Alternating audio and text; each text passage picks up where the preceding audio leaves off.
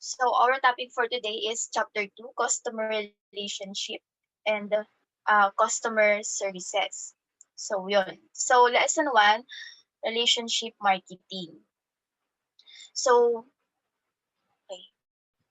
According to Serrano, relationship marketing includes activities aimed at developing and managing trusting and long-term relationships with larger customers.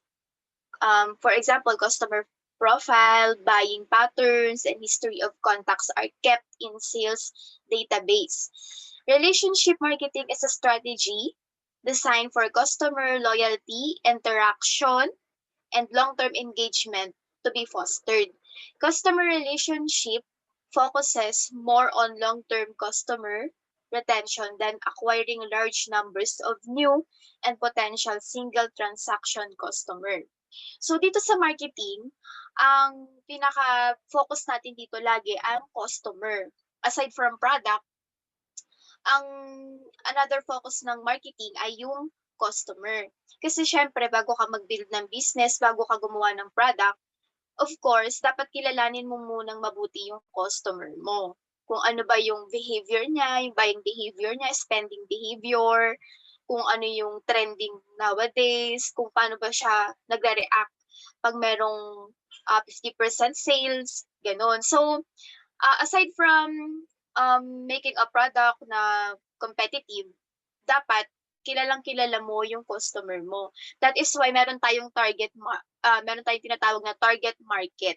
Dapat meron kang niche. Kumbaga dapat meron kang niche sa market kung saan ka magfo-focus.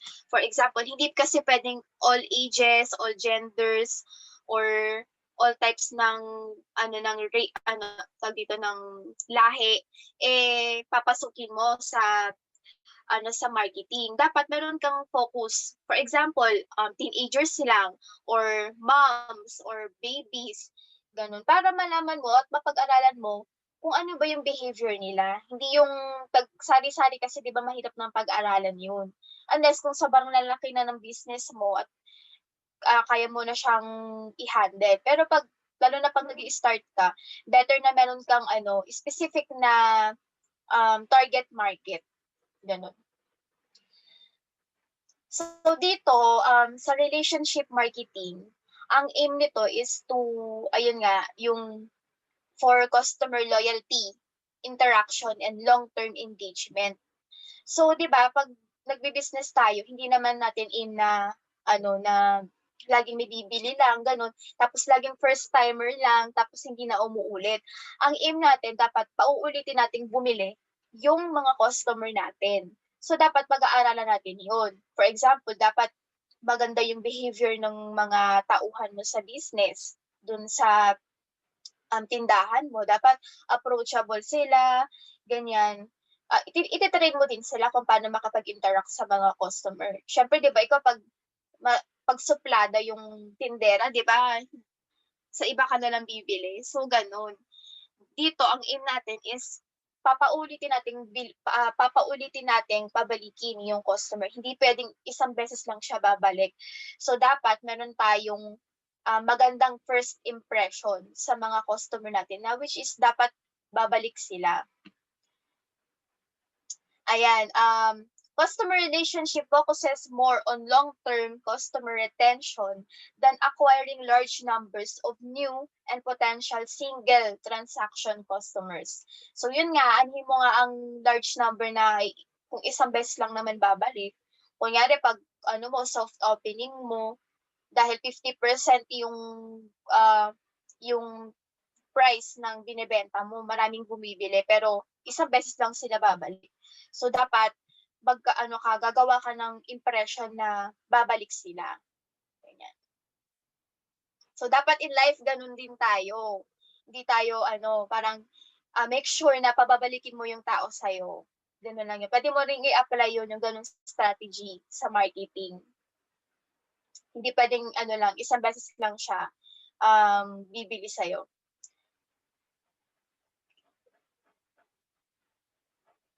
Okay, so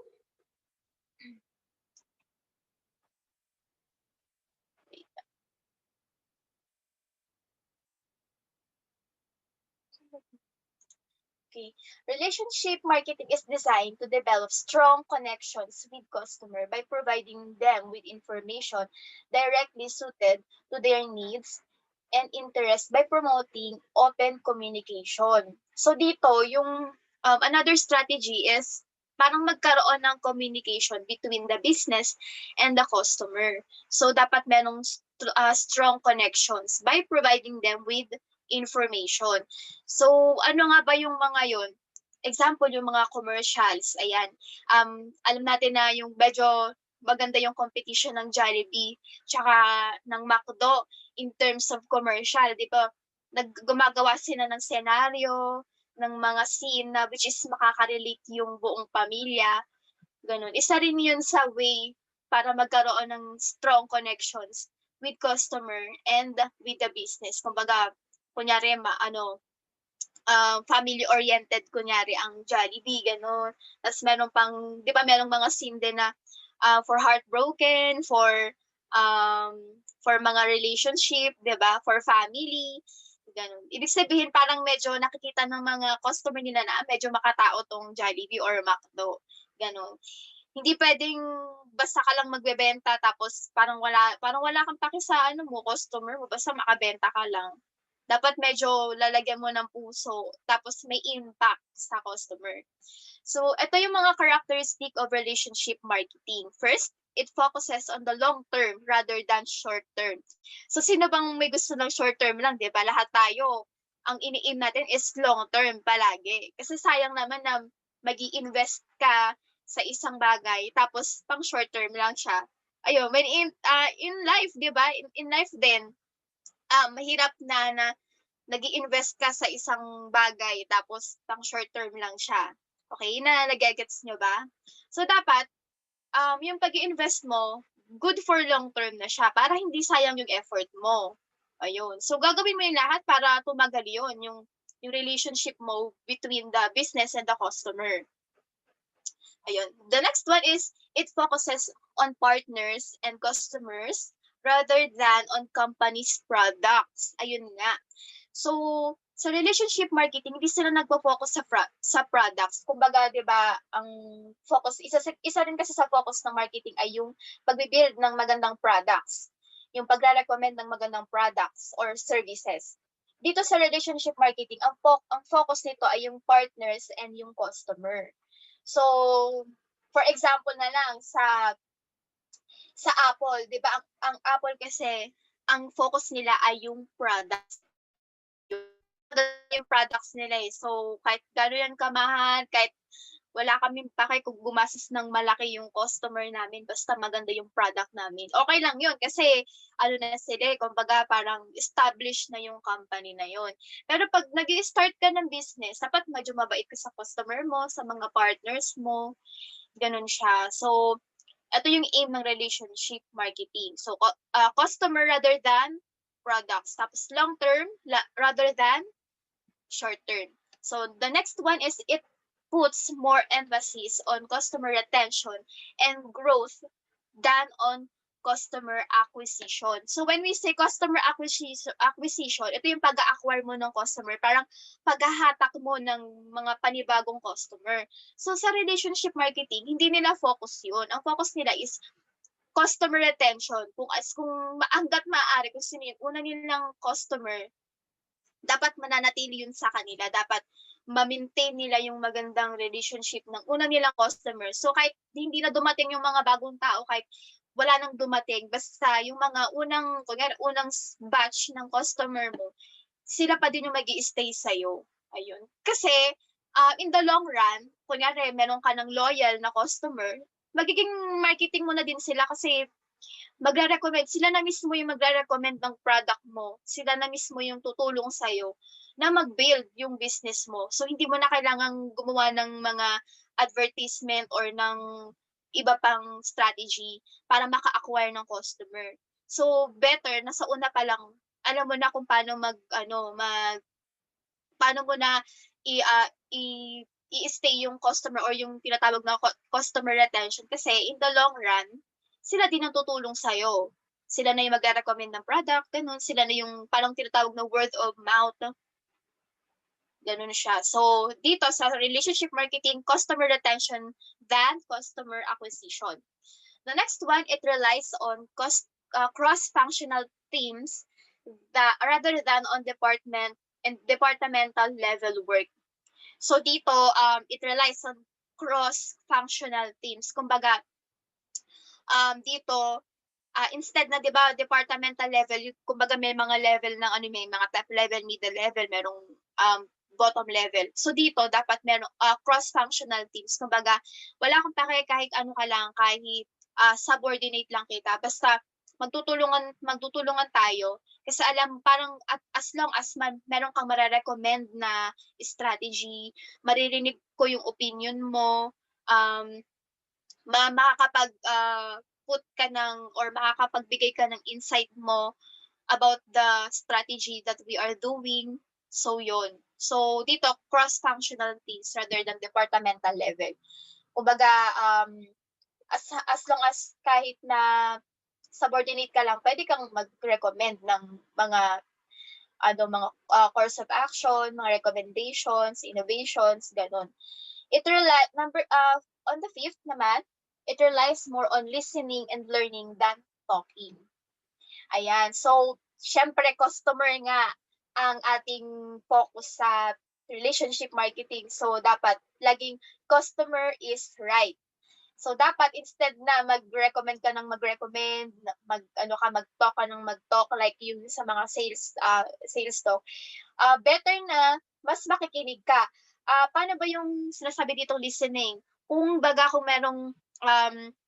merong dispute or merong reklamo si customer, papakinggan mo and then saka ka magre-recommend ng ng mga kung paano nila maayos yung service nila, kung paano ba sila makakapag-compromise sa nangyaring problema, gano'n. So dapat listening and learning muna bago mag-talk kasi laging customer is right. So, nagets ba sa characteristic of relationship marketing? So, let's go. Yan. So, relationship marketing calls for new practice within 4 Ps. Actually, maraming Ps meron pa nga 8 Ps, 6 Ps. Pero, dito kasi sa marketing, normally 4 Ps yung dinidiscuss. Pero yun nga, ito naman, i-discuss natin to further sa mga next chapters natin. So, first, product. More products are customized to the customer's preferences. New products are developed and designed cooperatively with suppliers and distributors. Dito, papasok yung sa relationship marketing, paano mo maya apply yung tamang paggamit ng product or tamang paggawa ng product. So, sa relationship marketing, yung product nila customized para sa customer preferences, kung ano talaga yung gusto ni customer. Unlike kunyari sa Apple, basta mag-release kami ng product, kahit mahal pa yan, 50,000 pa yan, or 70,000, wala kaming pake, kahit hindi yan yung preferences mo, kahit walang charger, walang earbuds, okay lang yon. Kasi product oriented kami. Wala kaming pake sa preferences ng customer kung ano lang ba yung kaya niya, kung ano ba yung gusto niya. Ganun.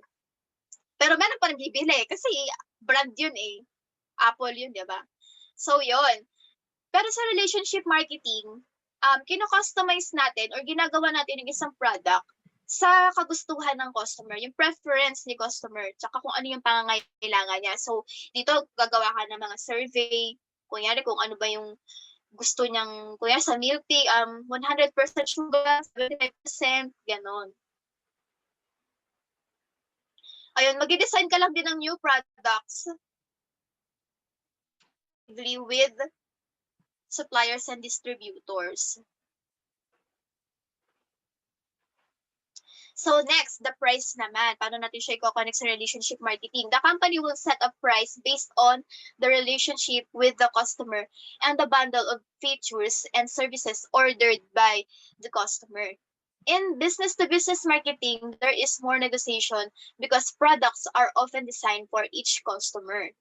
So yun nga, meron dito tinatawag na yung price daw nakadepende. sa kagustuhan ulit ni customer. For example, ano ba yung may mga bundles? Kumbaga kunyari, ano bang magandang example? Ngayon sa McDo, 'di ba? Merong à la carte, meron din namang bundle. So parang dine-design natin siya kung ano ba yung madalas na bilhin ni customer. So kaya nagkakaroon ng tinatawag na mga bundle, yung parang ano ba 'yun, yung mga meal sa Jollibee, alam niyo ba 'yun? Yung parang naka-ano na siya, naka-isang pack na siya na may yung burger, may Coke, may fries. Kasi 'yun yung madalas na bilhin ni customer, tsaka 'yun yung gusto niya. So 'yun, parang medyo ina-adjust din natin yung menu natin para sa mga customer natin. So 'yun. Tsaka nakadepende din kung magkano ba yung afford ni customer. So bakit mo siya pipiliting bumili ng lahat ng products mo kung di naman niya kaya. So yun, iisipin ni customer ang inconsiderate mo, 'di ba? Katulad nga ulit ni Apple. Ayan, sobrang laki ng presyo. So pero wala kaming pake kasi product ano kami, oriented kami. So the next, yung place. Relationship marketing favors more direct marketing to the customer, thus reducing the role of middlemen. Relationship marketing favors offering alternative to the customer to choose the way they want to order, pay for, receive, install, and even repair the product. So dito, sa relationship marketing, normally wala silang middleman. Kumbaga business to customer agad. Kasi nga naman, 'di ba? Relationship ang inaano mo dito ang bini-build up mo dito. Relationship ni business to customer. So dapat business to customer din yung transaction para magkaroon ng interaction with the customer and the business. Kunyari kung meron namang mga dispute, may mga problema, ma-direct agad ni customer kay business, gano'n. Tapos, at the same time, nag-o-offer din naman ng alternative ways on how to pay, to receive, to install, or even repair sa mga customer. Parang kung anong gusto nila. For example din naman sa Lazada, ngayon, though may middleman naman din doon, ang nagre-recommend sila kung paano nila gusto ba, COD ba, card, GCash, gano'n, door to door, merong gano'n, 'di ba? So 'yun. Nag-a-adjust din sa relationship marketing sa place. So what are the benefits of relationship marketing? In the business world, retaining customer has lesser cost, at least 8 times compared to acquiring new ones. Thus, this marketing capitalize on the same fact and is beneficial to the company in several ways. Yun nga, sabi ko, mas better nga na ma-retain mo yung customer mo than mag-invest ka sa mga promotions, mag-invest ka sa mga marketing strategies just to acquire new ones. Mas better na ang pag-focusan mo yung mga pagre-retain ng customer mo kasi nga in the long run, sila na rin yung magre-recommend ng product mo. Ire-recommend nila yun sa family nila, ganyan. Kasi syempre maganda yung relationship niya sa business Gano'n. So kaya tinatawag na lesser cost din siya. Kasi maaaring magkaroon ka ng free recommendation, free promotion galing sa mga customers mo na 'to. Okay? So ito yung mga benefits ni relationship marketing. First, understanding customer characteristics. The company can segregate its customers into groups based on their characteristic like purchasing power, frequency, and volume of sales transaction. It also helps the company get valuable feedback from its customer and understand their needs and expectation. So, isa sa benefit ni relationship marketing, sa 1025. Isa sa mga benefit ni customer relationship, yung mas naiintindihan nila yung characteristic ni customer. Kasi nga, syempre, business to customer to So, dito, nakikita nila, syempre, relationship nga ang mo dito, ang binibuild up mo dito. So, nakikita mo yung purchasing power, yung frequency. So dito, gagawa ka ng mga bundles ng product mo or magde-develop ka ng new product na mas affordable kung kunyari yung mga normally yung big group mo ng ng customer unti lang yung pera, at least makakagawa ka ng new product para sa ganitong grupo na 'to, gano'n. Parang katulad din sa mga phone, ano ba 'yun, sa Huawei merong Pro, merong mga Huawei ano ba 'yun, Nova 3i, meron silang set ng phone na para sa mga hindi gano'n yung mga nasa lang, average level. Tapos meron namang set ng phone na para sa mga mga nasa high status ng buhay, gano'n. The next one, delivering and meeting expectation. If the company knows what its customer needs and it will help reduce wastage due to trial and error methods, it is easier to create product if the features and specification of the product are unknown. So yun nga, ayan nga, if the company knows what customer needs, so yun nga, kung alam mo yung pangailangan ng customer mo, siyempre, male-lessen mo kung ano yung, mas parang mare-reduce mo din yun, yung waste, pag meron silang, kasi mamaya may sinama kang hindi naman pala nila gusto dun sa isang product. For example, ano nga ba yung yung, kasi 'di ba kunyari sa isang burger, yung ibang tao may gusto cheese, yung iba naman wala. So, pag yung una mong product na nire-release puro may cheese, ta's meron namang ibang customer na ayaw naman ng cheese. So, parang 'di ba, instead na meron puwede ka namang mag-create pa ng another product na walang cheese para dun sa mga na yun, at male-lessen mo yung waste. Instead na lagyan mo na lang siya ng cheese, puwede mo naman siyang hindi lagyan ng cheese, kumbaga gano'n. So yun, parang 'pag the more na narinig mo yung kailangan talaga ni customer, then makaka-create ka ng new product na maaaring lesser cost, gano'n. Ta's mas magugustuhan ni customer. So the next, repeat business. So yun nga, yung sabi ko, 'pag na-retain mo si customer, babalik-balikan niya kayo. Yan. Sellers should maintain good attitude to the buyers.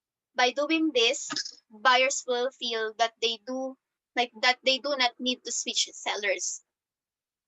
Yun, hindi na rin sila pupunta sa ibang business.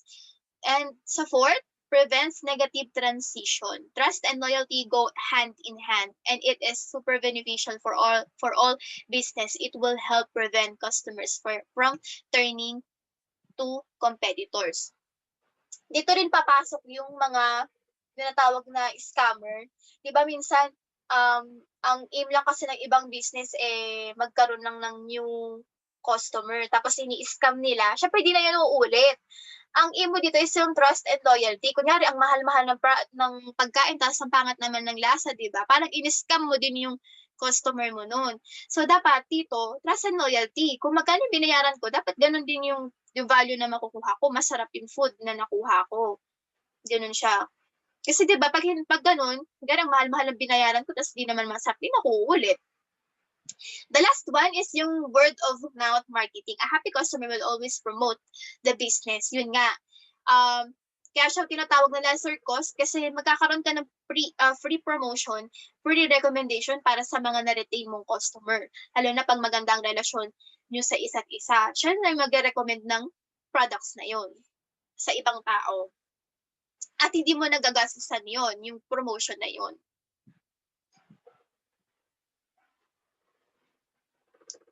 Six, increase customer base.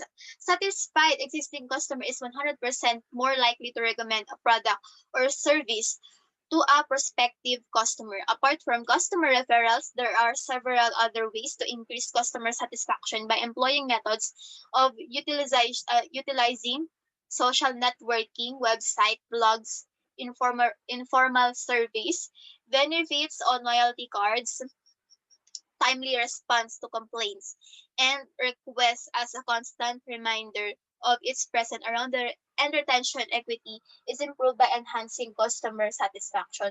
So dito, kahit na ang focus mo ay mag-retain lang ng customer, hindi mo namamalayan na malaki din yung customer base mo kasi nga nagre-recommend sila ng product.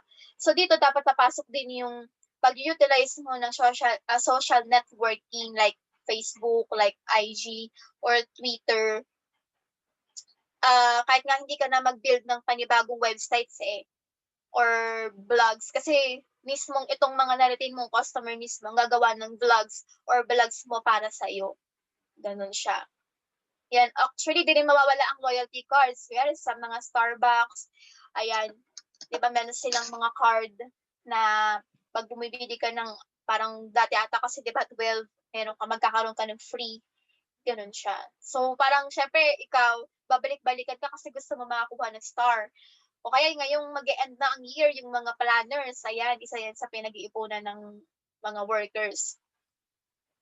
Next is to reduce marketing cost. Benefits also include lesser marketing cost and more value creation. This can be explained by stating the following statistics. Every 5% increase in customer retention can increase companies' annual profits from at least 25% to as much as 125%, while simultaneously leading to a reduction of 10% in marketing cost. Kasi yun nga, another example, yung word of mouth marketing. Syempre, hindi mo, yun nga, may free promotion, meron kang free recommendation. So, hindi ka nagagastos ng iba pang marketing strategy. The next one, minimizing the customer price sensitivity. A happy customer will be willing to pay more for a product if there is guaranteed satisfaction of products and after-sales services attached to the price. Kunyari nakapag-retain ka na ng customer and sobrang ganda ng relationship nyo with the business and the customer, ang ganda ng relationship. So kahit na mag-release ka ng new product, kahit mahal yan ng onte, bibilhin niya yan kasi masaya siya dun sa business na pinasukan niya. Masaya siya dun sa una niyang naging experience. So, bibili siya ulit ng mga panibagong product na i-release mo kasi nga masaya siya. Ganyan. At willing to support your business. Yung pang number 9, identification with the company. The benefits are reaped both by the company and the customer. It helps customer identify more with the company. Keeping your communication lines open and keeping in touch with the customer makes them feel like they are being valued. Syempre, ikaw, pag in-entertain ka ng isang business, feel mo, di ba, ang halaga mo, ganyan. Unlike naman, di ba, sa Apple, minsan pa nagpaparisked ka, I mean, di ba, parang minsan pag pumapasok ka, di ba, minsan sa Apple, try mo pumasok ka sa isang Apple, like, ewan ko kung ako lang ba yung nakaka-feel nun, yung, di ba, minsan parang, ini-scan ka pa nila kung, wait, afford mo ba tong product na to? Like, ganun, di ba? Parang medyo, lalo na pag hindi ka naka-dress ng maayos. Ganun siya. Like, sa other store, minsan kulang na hilain ka nila papasok sa loob, di ba? Ayun, syempre, like sa mga, sa mga talipapa, di ba? Like, kuya, pogi, gano'n, bili ka naman sa akin. Hi, ate maganda, di ba? Ayun, minsan kahit ganung kaliit na, na bagay, natutuwa na tayo. So, bibili tayo. Kuya, bibili na ako, ganyan. Sales talk, ma'am. Number Sales 10, talk. product market expansion. The company's employees must be ready to deliver beyond the company's boundaries and customer demand.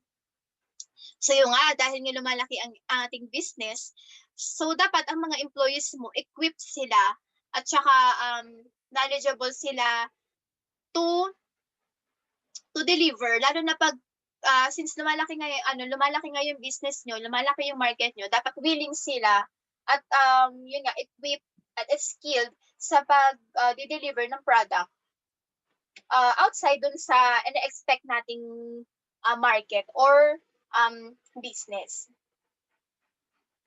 Yun, dapat mo rin sila, tinatrain din yan, pati yung mga employees natin.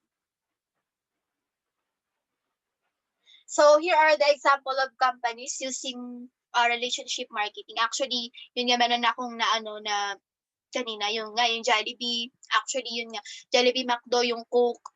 Ayan. Di ba, pag gumawa sila ng commercial, talagang makatao, makapamilya, ganyan.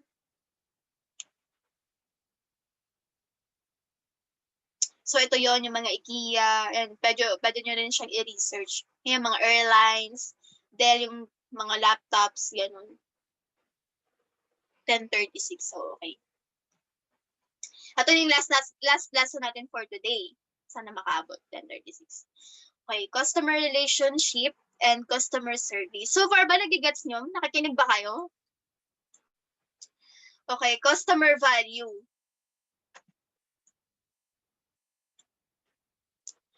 Okay, ano yung nakikita nyo sa customer value? Siyempre dito yung mga testimonials, yung quality ng product, yung recommendation, quality guarantee. Ito yung mga nakikita natin minsan sa mga reviews. Yung mga 5-star, ayan, yung mga recommendation nila. So ito yun, yung mga words na to, ito yung makikita natin na connected sa customer value. Yan, advice, response time, nagre-respond kayo agad sa mga queries ni customer sa websites nyo, ganun. Yan, ito yung sa services, 5-star. So, service is an intangible product or goods. Yan, service, the intangible value offered to the customer. And hindi siya nahahawakan pero nararamdaman mo, yun yung service. While yung product, ayun yung nahahawakan mo. Yan. So dito sa relationship marketing, ang aim natin is yung maganda yung quality, hindi puro quantity. Kasi nga ang aim natin is yung customer relationship. So dapat yung product natin or yung services natin ay may quality. Kasi para yun yung ma-retain sa experience tsaka sa isip ni customer. So quality, customers' perception of how well a company's product and services meet expectations. So dapat instead na mag-produce ka ng madaming product at mag-acquire ng new customer, yung quality ng product. The next one, yung image. Customers' perception of the company and business they interact with. Siyempre, gusto natin ng good image, yung parang reliable ba tong business na to? Hindi ba to scam? Safe ba ako dito? Alam niyo yung ngayong sa Facebook or sa YouTube na ngayon nag-running around the social media sa FB yung kay Doc Adam tsaka kay Dr. Farah. 'Di ba si Dr. Farah ewan ko pero nagre-recommend ng product na walang scientific basis. Kumbaga sarili lang niyang opinion. So yun, dapat as a customer, isa rin sa responsibility natin na tignan ng maayos at mag-research tayo na hindi porke na-upload yan sa Facebook at na-upload yan sa YouTube, ay tama na yan at paniniwalaan natin at papakinggan natin. Dapat as a customer or parang bilang tao na lang din para sa sarili nating kaunlaran at self-development, marunong tayong mag-segregate kung ano ba yung good influence at saka bad influence sa atin. Ayun, kung matuto tayong mag-research bago tayo maniwala. Ganun. So yun, dapat ayun sa isang business maganda ang image mo. Awan ko nga doon sa star image, nandun sila Buknoy, though sobrang bad publicity, marami pa ring tumatangkilik. Ewan ko ba? So the next, yung price, the price a company can command for its product and services that its customer are able and willing to pay. So yun nga, since customer relationship or customer value, ang focus natin dito, yung product na nire-release natin dapat affordable sa maraming tao. Delivering customer value. There are 3 ways a company can establish customer value to its customer base. First is to provide consumer with the best cost. Provide the consumer with the best product. Provide the consumer with the best service. Yung sinasabi ng best cost dito, yung kumbaga nag-research ka kung saan may pinakamurang supplier. Syempre cost to Kumbaga sa accounting alam natin to yung cost. Yung expense din yan. Kumbaga tayo as a business, nag-research tayo kung saan ba merong pinaka-cheapest na supplier. But at the same time, may quality. And the next, yung best product, ipoprovide natin kay consumer. So, paano nga ba yung best product? Siyempre, i-consider natin yung mga preferences din ni consumer, ganyan. Or kung ano yung best sa kanya, yung mga ka-benefits sa kanya, kung ano ba talaga yung kailangan niya. And the third one, provide the consumer with the best service. Parang sa product din, Pero dapat yung intangible parts sa services or service, yun nga, ipoprovide natin yung best service din sa kanila.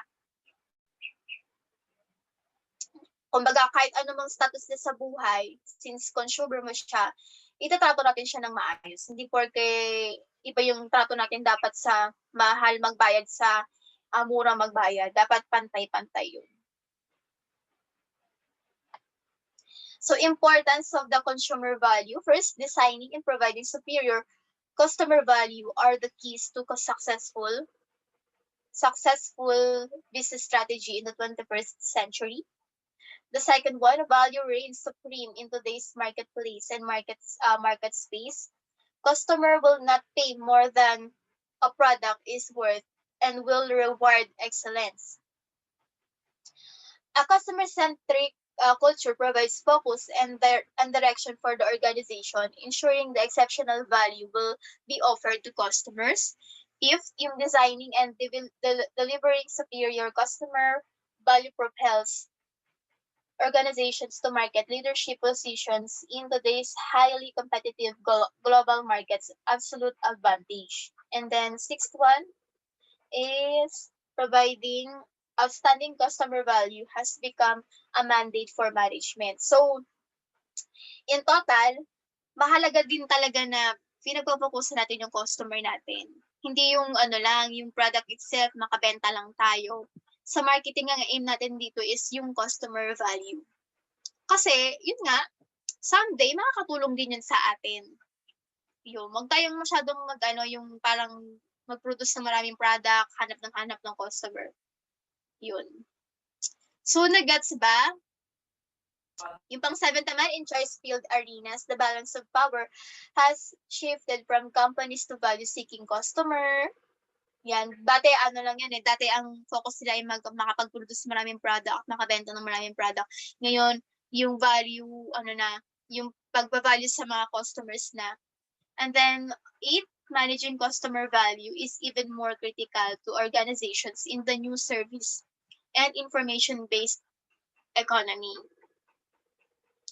The 9, firms not providing adequate value to customers will struggle and disappear. Yun nga yung mga hindi nagbabalance sa customer, lalo na pag starting business ka, maaring hindi yun, maaring magsara din yung company mo or yung business mo. Yan, customer value is a key ingredient in building competitive advantage. Lalo na pag may customer kang loyal sa'yo na hindi na bibili sa iba. Yan. And 10, today's customers are quite smart and sophisticated and are looking for companies that create maximum value for them based on their needs and wants and demonstrate that they value their business. So yun nga, nowadays, since marami ng halos magkakatulad na products and services, ngayon, namimili na ang customer natin. At yun nga, nagiging mapanuri din sila. At nagre-research na din sila. So, better na pag nag-recommend ka ng product or nag-suggest ka ng product sa customer mo, galingan mo na.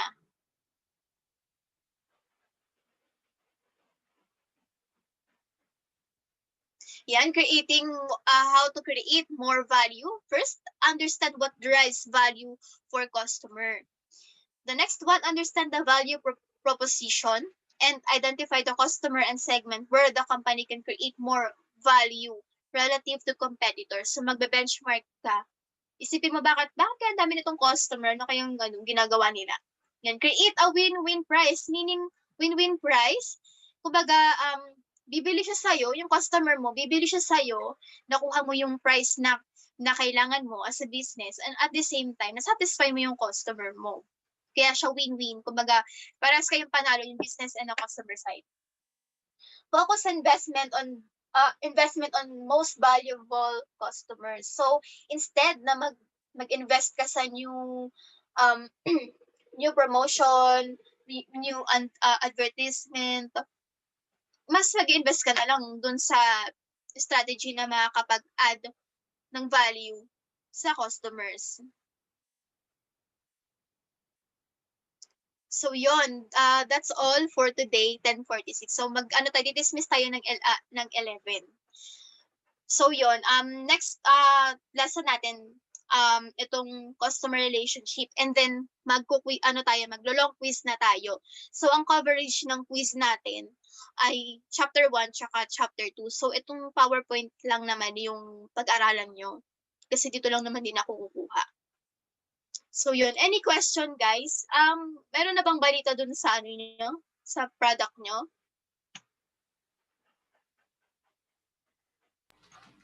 Mama, hindi nagpaparamdam yung iba namin ka-grupo. Sino? Sinong hindi nagpaparamdam? Pwede kayo mag-on mic para hindi na kayo mag-type. Andyan ba kayo?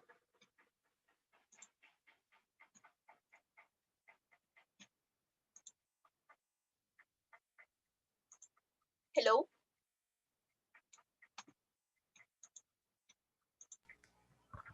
Si Pineda, mama, hindi po nagre-respond sa GC namin. Si Pineda? Sige, i-ano ko siya. Pwede niyo siyang i-ano, kasi nag-ano naman siya sa akin, nag-chat naman siya sa akin. Pwede niyo siyang i-mention sa GC. Kasi baka hindi niya nababasa. Pero nagsisim ba siya? Kasi kailangan kong malaman. Kasi mahirap naman, unfair naman sa iba. Unfair naman sa inyo na kayo gumagawa kayo, tapos yung iba aasa lang.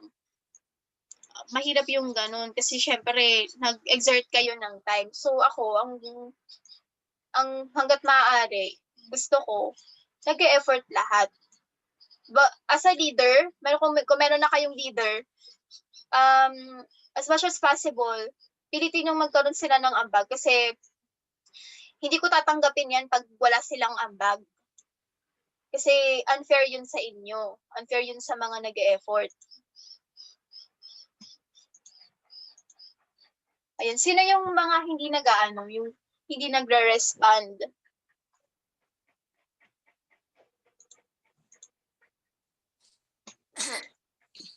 O baka di lang nila nasi-scene, di ba?